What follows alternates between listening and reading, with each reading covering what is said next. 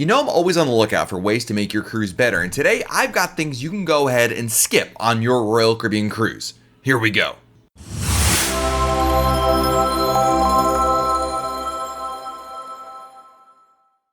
Hey everybody, it's Matt from Royal Caribbean Blog, and today we are going to be talking about some things that you can actually skip on Royal Caribbean. Everyone is always telling you, you've got to do this or you've got to do that, but we've got some tips for ways to save you time and money by skipping them.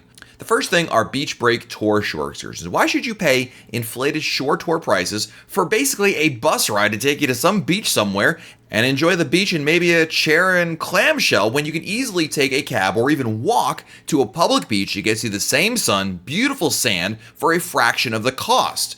Researching where you're going ahead of time, in a lot of cases, if all you're interested in is going to the beach, you're probably better off booking independent transportation to get you to and from the beach, and that way not only do you have a bigger selection of beaches to consider, but you're also going to save some money. The next thing that you absolutely should skip on your Royal Caribbean cruise are art auctions. Art auctions have a notorious reputation in the industry across all cruises lines for being less than open about the entire scenario of the art you're bidding on, as well as the pricing, when you'll actually get your art, and other details. Bottom line is, do yourself a favor, skip the art auctions. They're beautiful to look at, nothing wrong with checking them out in that regard, but our advice is just don't even step foot in them, even if they're giving you free champagne, because at the end of the day, they're high sales pressure, and there's a lot of issues that we've heard throughout the years about art auctions, and it just leaves us with a bad taste in our mouth. So my advice, skip the art auctions. The next thing you want to skip on your Royal Caribbean cruise are expensive souvenirs. It can be really tempting to purchase everything from designer sunglasses to jewelry to baseball caps, tote bags, even a shirt with the name of the cruise ship you happen to be on. But before you spend like $30 for a t-shirt, you probably want to make sure that A, you really want the thing, but more importantly, research prices ahead of time.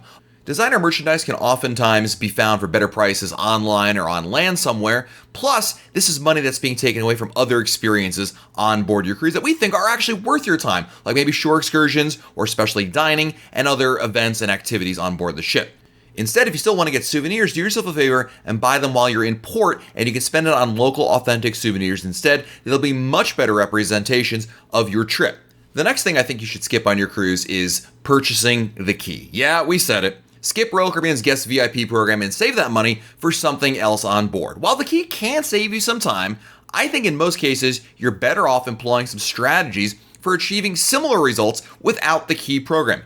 Internet packages can be found quite often at a discount. There are lots of open hours for signature attractions, and if you arrive at the cruise terminal early, you can still be among the first to board your ship. I'm not saying the key doesn't make things easier. Cue that commenter below in the comments here that will rip us for saying to skip this, but you can still have a great cruise without the key and save money in the process. And the last thing I think you should absolutely skip on your Royal Caribbean cruise is Royal Up. Have you heard of Royal Caribbean's stateroom bidding upgrade program? Close to your cruise date, you can place a bid for a stateroom upgrade, and if your bid is successful, you can score a sweet stateroom upgrade for a fraction of the price for paying for it outright.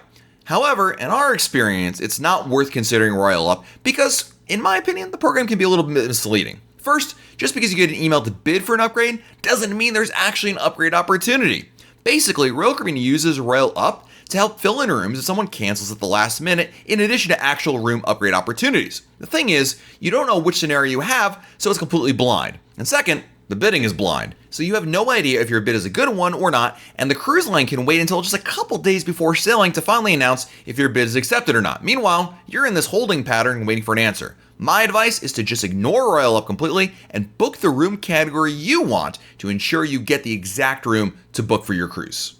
So there you have it, a few things you can skip on your Royal Caribbean cruise vacation while still saving you money and even time in the process. If we missed one that you think is important, be sure to place it in the comments below. I'd love to hear about other things that you think in your experience are not worth the time or money. And if you found this video helpful, do me a favor, give this video a big thumbs up, subscribe to our channel, and make sure you turn on notifications so that way you get notified when there's a new video posted to our channel. This has been Matt from RoyalCaribbeanBlog.com, and we'll talk again real soon.